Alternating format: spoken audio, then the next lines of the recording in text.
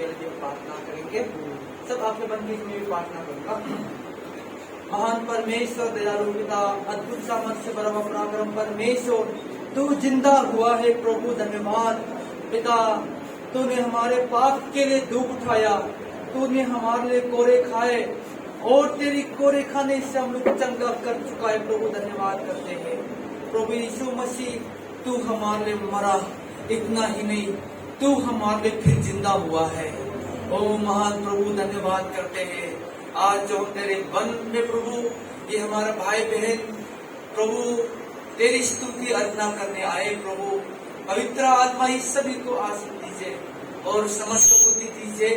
और पिता खास कर मैं प्रार्थना करना चाहूँ प्रभु, हमारे बहन खुशबू गलती से कल उसने पिता जो घास जो दवाई था उसने खाया है प्रभु। पिता उसको तेरे नाम से प्रभु चंगाई मांगता है प्रभु, उस पर अनुग्रह कर प्रभु और उसके चंगाई प्राप्त करे पिता परमेश्वर। मैं विनती और प्रार्थना करते हैं प्रभु, हम समझ सकते हैं उसके परिवार में कितना चिंता होगी पिता। इस परिवार को तू शांति दे दीजिए पिता परमेश्वर, तू शांति का राजकुमार है प्रभु, इसलिए धन्यवाद करता है। तू भी शांति देने वाला, चंगा करने वाला पराक्रम परमेश्वर से तू ही है। आपका नाम महिमा हो प्रभु। आज जो हम तेरे वचन हमें चर्चा करना प्रभु, हम सबको समझ कर बुद्धि दीजिए। उद्धार करता प्रभु यीशु मसीह के नाम से मांगते हैं, आमीन। प्रभु की स्तुति हो। आज हम प्रभु का जय के दिन में हम लोग इकट्ठे हो सकता है। मैं पिछले साल को तो हम लोग गुड फ्राइडे भी हम फिजिकल से कर नहीं पाए थे और स्टार संडे भी ऑनलाइन के मीडिया में हम लोग मीटिंग करते थे। आप लोग याद क्या होगा, मैं भी करते थे। पिछले साल में प्रभु ने मुझसे बात कर रहे थे, स्टार संडे मतलब आज स्टार संडे ना यीशु मसीह जय के दिन में प्रभु मुझसे बातें करते थे। मैंने एक कविता भी ले लिया उस समय में, क्योंकि वो सामर्थी लाहू है ना। यीशु मसीह के लाहू कितना सामर्थ है। परमेश्वर का मन, जो परम पिता परमेश्वर का मन भी उसने क्या कर दिया, जो हमेशा परमेश्वर के मन में ये होता था मनुष्य पापी है। समझ आ रहे ना, परम पिता के मन में हमेशा ही होता था मनुष्य पापी है और पाप के मजदूर तो मृत्यु होना ही है। हमने कभी मैंने सुना था जब बच्चे थे, यीशु मसीह ने हमके मोल ले लिया है, खरीद चुका है। मैं हमेशा ये सोचे यीशु मसीह ने अपने लहू से कहां से खरीदा है। मैं पहले कहा था यह शैतान के हाथ, मैं पहले ये समझता था मैं शैतान के हाथ में, शैतान के हाथ में नहीं है, परमेश्वर के मन में क्या है, मैं क्रोध हूं। मतलब क्या, परमेश्वर का मन के अंदर में क्या है, पापी हूं, मैं मृत्यु होना है। जब यीशु मसीह ने अपने लहू बहाया और जो परमेश्वर के मन में जो पाप के द्वारा जो मृत्यु होना है, यीशु मसीह के लहू से क्या है, पिता का क्रोध क्या हो गया, शांत हो गया। हालेलुया। अभी पिता खुश हो गए। आमीन। यीशु मसीह के लहू बहाने से पिता का मन शांत हो गया और पिता का मन क्या है, आनंदित हो गया।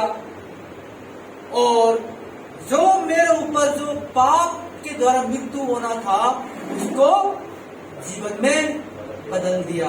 यही है लहू का, यीशु मसीह के लहू का सामर्थ। आमीन। समझ आ रहे हो ना? कोई समझने में कोई दिक्कत तो नहीं है? होगा तो अपने हाथ उठाए। यीशु मसीह के लहू ने तेरे पाप को क्या कर दिया, मिटा दिया है। यीशु मसीह अपने लहू ने बहाया होता, आपका भविष्य मृत्यु है। यीशु मसीह का खून निकलने से कितना सामर्थ निकला है। हम पुराना नियम देख सकते हैं, जिसने पाप किया उसको ये भेड़ या बकरी या बछड़ा बलिदान करना है। बिना लहू बहाकर पापों की क्षमा नहीं होती, है ना। तो वो पाप की क्षमा करने के लिए भेड़ या बकरी या बछड़ा कुछ भी उसको बलिदान चढ़ाना है। वो हाथों से बना वो मंदिर पर, और कितना दिन के लिए वो, इसका कोई गारंटी नहीं है। शाम में उस सुबह आपने बलिदान चढ़ाया, शाम भी पाप कर सकता है, फिर पाप करेगा, तुम्हारा बलिदान चढ़ाना भी है ना। हम कब तक करते रहेंगे? इसलिए बाइबल हमें बता रही है, परमेश्वर हमसे जगत से ऐसा प्रेम किया है कि उसने अपने एकलौता पुत्र को दे दिया, जो कोई उन पर विश्वास करे नाश ना हो परंतु अनंत जीवन पाए, है ना। क्या है? तो यीशु मसीह हमारे पापों के लिए जो हाथों से बना हुआ नहीं है, वो असली मंदिर में, असली मंदिर, वो स्वर्ग के मंदिर में जाकर उसने हमारे लिए क्या है, हमारा हिंदुस्तान भाषा आसानी से चरावा कर दिया। समझ आ रहा ना? बलिदान नहीं, चरावा। बलिदान नहीं कहते, चरावा बोलते हैं ना उसको। हमारे लिए उसने चरावा करके जो पिता का मन खुश हो गया, पिता का क्रोध ठंडा हो गया। हालेलुया, आमीन। हम ये क्रोध देखता है, पहले मैंने बताया करते थे, ये क्रोध परमेश्वर का प्रेम है। हाँ, सच्चाई है। ऐसा क्रोध लगाता है, और मनुष्य मनुष्य के बीच में प्रेम के लिए, मेल के लिए, नीचे से लेकर ऊपर आकाश और पृथ्वी का मेल के लिए ये क्रोध बताया है। फिर ये क्रोध परमेश्वर का प्रेम है। हाँ, इतना नहीं है, गुड फ्राइडे हमारा पादरी के द्वारा हमने सुना है, क्रोध में परमेश्वर क्रोध भी है और परमेश्वर का प्रेम भी है। परमेश्वर को देख सकते हो, यीशु मसीह कैसे सताया था बताओ। पवित्र आत्मा उसके साथ, ना तो वो एक बार मार खाने से मरना होता है ना, फिर भी उसको परमेश्वर को, यीशु मसीह को परमेश्वर का क्रोध दिखाया है ना। उसी क्रोध, परमेश्वर कितना क्रोध था उसमें, और उसी के साथ साथ परमेश्वर का प्रेम भी है। आमीन। और परमेश्वर अपने क्रोध को मसीह पर लगाने के बाद, और हम, परमेश्वर क्रोध ठंडा हो गई, हम प्यार से मोहब्बत करके, हमको बाइबल हमें बताती है, सिर्फ में हमको क्या है, धर्मी बना दिया। हालेलुया, यही है। आज हमें हमारे जवानों का लोग ने गाना गाए, जी उठा, जी उठा, यीशु जी उठा। आज इसी साल प्रभु मेरी से बात की थी, जी उठा। सिर्फ कल मैंने बाइबल पढ़ रहे थे, परसों रात को मैं 3 घंटा तक सोया था, क्योंकि सो नहीं पाए 3 घंटा से, सुबह में बहुत थक गई। फिर भी बाइबल पढ़ने का मन नहीं, भी मैंने पढ़ा, क्योंकि कल रात को प्रचार करना था मैंने ऑनलाइन से, फिर बाइबल देखना पड़ता है। तब पढ़ते पढ़ते सिर्फ मेरा मन में जी उठा, फिर ऐसा आवाज में जी उठा। आज मैं वचन देना चाहूंगा, यीशु मसीह जी उठा है। आमीन। यीशु मसीह जी उठा है। तो मैं इसी के बारे में बताता हूँ। सच में परमेश्वर यीशु मसीह जो क्रूस उठाया, इतना काफी नहीं है, और क्रूस पर लटका कर और दफना, क्या है, कब्र में दफना दिया।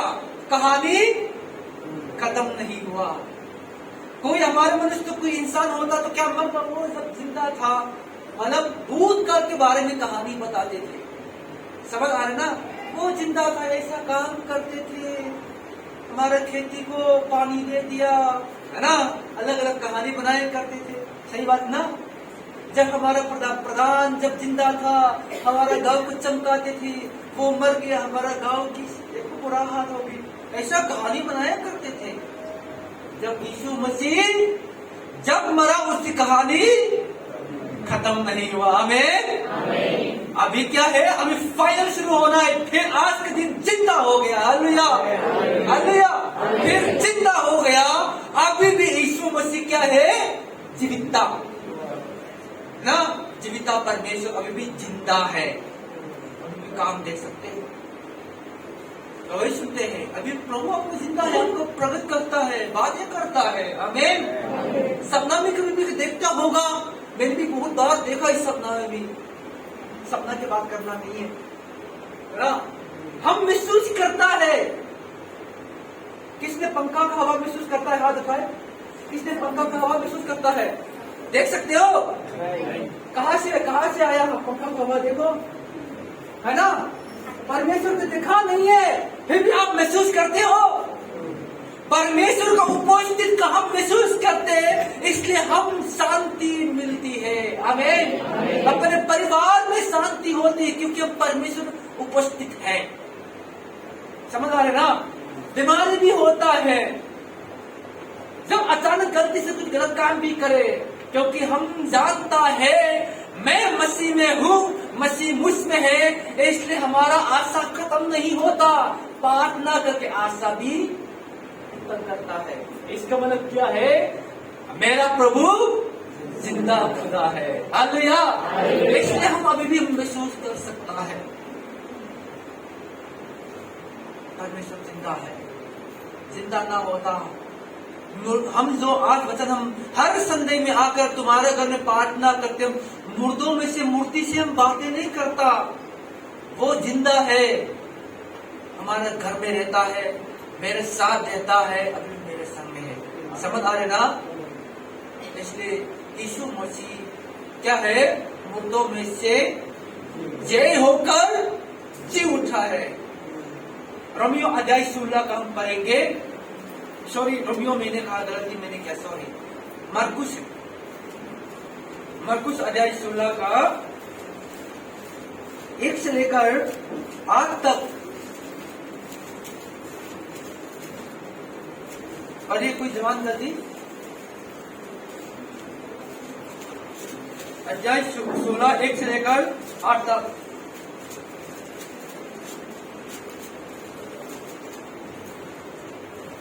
जब सबका दिन बीत गया तो मरियम मगदलीनी और याकूब की माता मरियम और सलोमी ने सुगंधित वस्तुएं मोल ली कि आकर उस पर मले।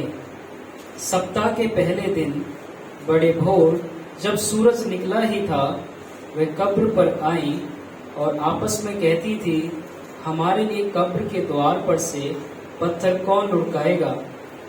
जब उन्होंने आंख उठाई तो देखा कि पत्थर लुढ़का हुआ है, वह बहुत ही बड़ा था।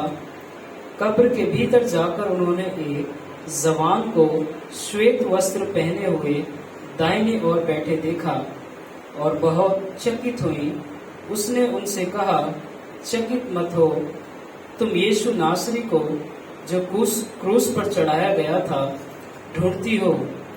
वह जी उठा है, यहाँ नहीं है।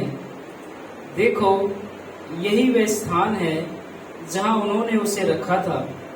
परंतु तुम जाओ और उसके चेलों और पतरस से कहो कि वे तुमसे पहले गलील को जाएगा।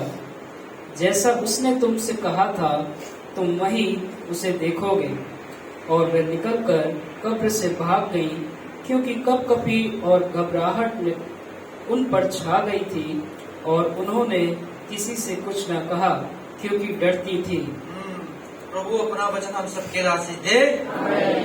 इसी वचन में हम देख सकते हैं क्या है, उन लोग सप्ताह के पहले बड़े आकर उस पर, सप्ताह के पहले के दिन बड़े और जब सूर्य निकल ही था, वे कब्र पर आए और आपास में कहती थी, हमारे लिए कब्र की द्वार पर से पत्थर कौन लुकाएगा। ये बहुत लोग अलग अलग में उसका अर्थ बताया करते थे ये पत्थर के बारे में। ये हमारा मेन विशेष वस्तु नहीं थे। मैं थोड़ा सा मैं कहना चाहूंगा, ये पत्थर हम आपस में बातें करते थे, हमारे लिए कौन कब्र की दरबार जो पत्थर को लुकाएगा। कई लोगों ने ये भी कहता था, जो हम मर जाएंगे तो हम मृत्यु में से कौन उसको उठाएगा, है ना। जो हमारे ऊपर में वो परमेश्वर के श्राप जो बैठा हुआ है, कौन उसको उठा के हमको स्वतंत्र कर देगा? ऐसा चिंता हुआ लोग, ऐसा आत्मिक रूप से लोग उसका अर्थ बताया करते थे। वे लोग भी आपस से बात करते थे ना, जाएंगे तो जाए तो है, फिर भी कैसे अंदर जाए? क्योंकि अंदर कब्र के क्या दरबार था? पत्थर, वो बहुत बड़े पत्थर है ना, बहुत चिंतित थे। तो पहुंचते पहुंचते क्या हो गई? मती में लिखा है दूर स्वर्ग के दूत आया है, दूर स्वर्ग के दूत बताए ना, और पत्थर को उन लोग ने हटा के देखा और कब्र खाली पड़ गई। हालेलुया। इसका मतलब यीशु मसीह जी उठने से जो आपके ऊपर जो शराब की, जो बड़े पत्थर की जैसा वो भारीपन को क्या कर दिया?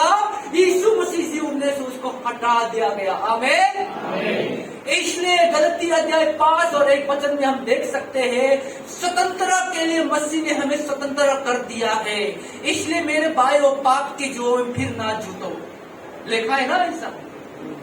इसका मतलब जो हमारे ऊपर वो शराब है, जो शराब के जीवन था मेरा जीवन, तो यीशु मसीह ने सबको क्या कर दिया? खत्म कर दिया। आमीन। यीशु मसीह जिंदा हुआ। यीशु मसीह जीव में से कितना सामर्थ्य है। पत्थर भी जो किसी ने उठा नहीं पाया उसको उठा लिया, अपने आप हट गया। ये अर्थ लोगों ने बताया गया है।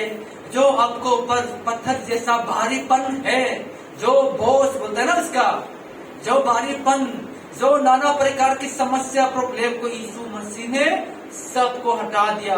जो आपका शराब सनातन के लिए, जो आपका पाप मजदूरी, वो पापी मृत्यु होना है, वो यीशु ने क्या कर उसको खत्म कर दिया। आमीन। फॉर एग्जाम्पल के लिए, उदाहरण के लिए, मैं तुम्हारा सर पर मैं 20 किलो रखूंगा, अचानक उतारेगा तब क्या महसूस करोगे आपको? हाँ?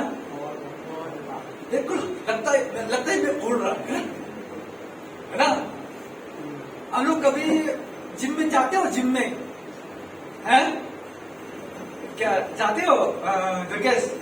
मैं जिम में गया, ऐसा दौड़ते दौड़ते है ना, करते 1-1.5 घंटा करने के बाद आराम किया, लगता है मैं तो उड़ रहा है, इतना हल्का महसूस है ना। थकान होता है ना, आधा घंटा दौड़ते दौड़ते स्पीड में दौड़ के बाद क्या करते हैं, ये सब करने के बाद आराम करने के लगता है मैं तो उड़ गया है, ऐसा हल्का सा महसूस हो जाता है ना। सच में क्यों हम खुश है?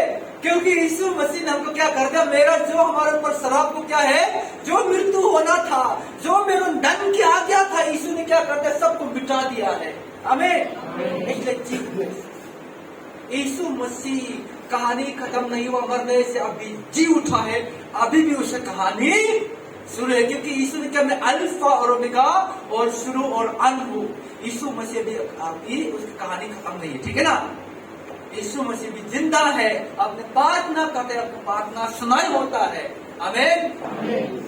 हमारा पादरी ने क्या कहते हैं? परमेश्वर ने आपको अभिषेक किया गया है। आपने यीशु मसीह को अपने अपने उद्धारकर्ता स्वीकार करके मानकर हमने बपतिस्मा लिया, तो आप परमेश्वर के हो, आप परमेश्वर की संतान हो, तो तुम्हारा प्रार्थना भी प्रभु सुनने के तैयार है। आमीन। क्या मतलब उसका इतिहास, दूसरा इतिहास अध्याय 7 में 15 वचन में लिखा है, मैं तेरी प्रार्थना का सुनूंगा, अपने काम में तुम्हारे तरफ लगाऊंगा। हालेलुया। आप परमेश्वर के हो तो तुम्हारा आवाज भी सुनेगा। आमीन। आपका बच्चे आवाज आप पहचानते हो। घर में मेरा बच्चा रहेगा, तुम क्यों रो रहा है? कौन रो रहा है दिखाई तो नहीं पड़ता है, फिर भी उसकी आवाज से पहचानता है ये ग्लोरी है या समा है। समझ सकता है ना। परमेश्वर हमको पहचानता है और जानता भी है और समझता भी। आमीन। इसलिए परमेश्वर को पुकारो। यूहन्ना अध्याय 15 और 16 वचन में लिखा है ना, मांगो तो क्या है दिया जाएगा। इसलिए मेरे भाई बहनों, यीशु मसीह क्यों जिंदा हुआ? रोमियो अध्याय 4 और 25 वचन में लिखा है, यीशु मसीह हमारे अपराधों के कारण पकड़वाया गया और हमारी धर्मी ही के लिए फिर जिंदा हुआ। आमीन। यीशु मसीह आपके अपराध के कारण वो पकड़वाया गया है और क्रूस पर चढ़ाया गया है और आपका जिंदा होने के लिए, आपका धार्मिकता होने के लिए यीशु मसीह फिर जिंदा हो गया है। जिसका पाप क्षमा किया गया है। और इब्रानियों अध्याय 10 और 14 वचन में लिखा है, क्योंकि यीशु मसीह हमारे चरावा कर दिया है। क्या है वो? सर्वदा के लिए। यीशु मसीह मुर्दों में से जय होकर फिर जिंदा हुआ है। वो सदा के लिए वो जिंदा हो गया है। वो सदा के लिए वो जय प्राप्त कर चुका है, इसलिए सदा के लिए आपको सिद्ध कर चुका है। आमीन। अध्याय 14 के बाद में 10 और 14 वचन में ये ऐसा लिखा है, और 17 में आगे पढ़ेगा तो क्या लिखा है, मैं उसके अपराधों को और उसका पाप को भी स्मरण नहीं करूंगा। हालेलुया। हमारा प्रभु परमेश्वर का क्षमा कितना साफ है, क्योंकि एक अभी सुबह हमारा ग्रेस मैडम ने बताया थी, क्या परमेश्वर पाप क्षमा नहीं कर सकता। सही है, एक तरफ में क्षमा कर सकता तो उसका बेटा मरना जरूरी है, उसको दुख उठाना जरूरी है। क्षमा नहीं होता। पाप के बदला तो पाप है। तुम्हारा पाप के बदला यीशु ने क्या कर दिया? अपने ऊपर ले लिया। आप मरना था, यीशु मसीह मर गया। आमीन। पाप के द्वारा आप मृत्यु होना है तो परमेश्वर आपसे प्रेम करता है। आपके बदला में किसको? अपने पुत्र यीशु मसीह को क्या कर दिया? मार दिया या खत्म कर दिया। और आपको हमेशा का जीवन होने के लिए क्या है? यीशु मसीह फिर जिंदा हो गया है। ऐसे मेरे भाई परमेश्वर को परमेश्वर एक बार कर दिया तो कर दिया। इसलिए मेरे भाई बहनों, परमेश्वर ने हमारे पाप बिल्कुल साफ करके क्षमा कर दिया है। तो हम आगे क्या करें? परमेश्वर ने मेरे पाप क्षमा कर चुका है। हम परमेश्वर की संतान हो चुका है। क्या हम पाप करते रहे? कदापि नहीं, है ना? हम परमेश्वर की इच्छा को, परमेश्वर को मन को खोजना जरूरी है।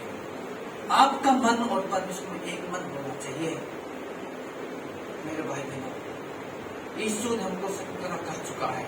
आज जय का दिन करो, आजाद का दिन हो गया। यीशु मसीह हमारे लिए फिर जिंदा हो गया और जी उठ गया और हमको हमेशा कर जीवित कर दिया है। मैं जीविता हूँ। आमीन। यीशु ने क्या कर दिया? पुनरुत्थान और जीवन में ही हूँ। जो मुझ पर विश्वास करेगा मरेगा भी फिर जिएगा। इसका मतलब मरने का मतलब है नहीं, फिर जिएगा तो मरने का मतलब है ही नहीं। 1000 बार मर जाए फिर भी जिंदा होगा, मरना कोई मतलब नहीं ना। इसलिए यीशु मसीह ने क्या कर दिया? हमको जीवन दे दिया। अब जी उठ चुका है। आमीन। यीशु मसीह जी उठा, अब जी उठा है। यीशु मसीह क्रूस पर लटकाया, आपको भी लटकाया है, क्योंकि आपके बदले में है। समझ आ रहे ना? यीशु मसीह जी उठा, अब जी उठा है। यीशु मसीह धार्मिकता, तुम भी धार्मिकता है। आमीन। इसलिए रोमियो अध्याय 8 और 31 वचन में लिखा है, परमेश्वर हमारे ओर है तो हमारा विरोध कौन हो सकता है? हो सकता है कोई? उसने अपने निष्पुत्र को भी हमारे लिए ना रख छोड़ा, लिखा है ना? और हमारे लिए कैसा लिखा है? मैं उसको हाँ लिखा है सर, जिसने अपने जिस पुत्रों को भी नरक छोड़ा, परंतु उसने हम सबके लिए दे दिया, वे उसके साथ हमें और सब कुछ क्यों ना देगा। परमेश्वर के चुने हुए पर दोष कौन लगाएगा? परमेश्वर ही है जो को धर्मी ठहराने वाला है। आमीन। उसी ने हमारी धार्मिकता के लिए जी उठ गया, हमको धर्मी बना दिया। परमेश्वर हमारे और है। समझ आ रहे ना? इसलिए आज जय गति ने इसलिए यीशु मसीह जी उठा है तो उद्धार पाया है। आमीन। यीशु जी उठा है तो धार्मिकता है। यीशु जी उठा है तो जिंदा है।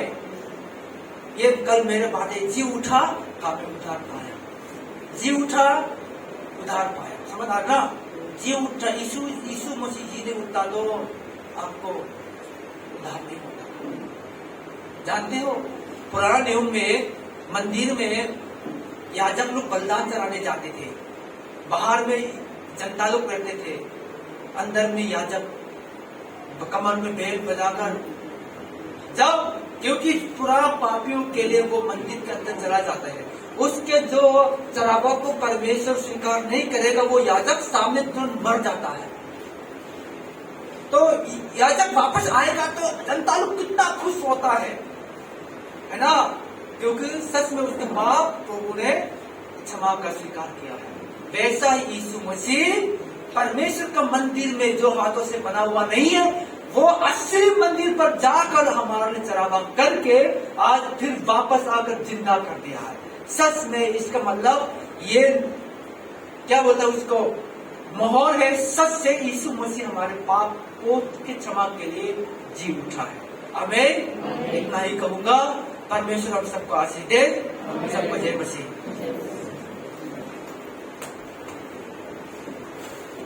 बहुत बहुत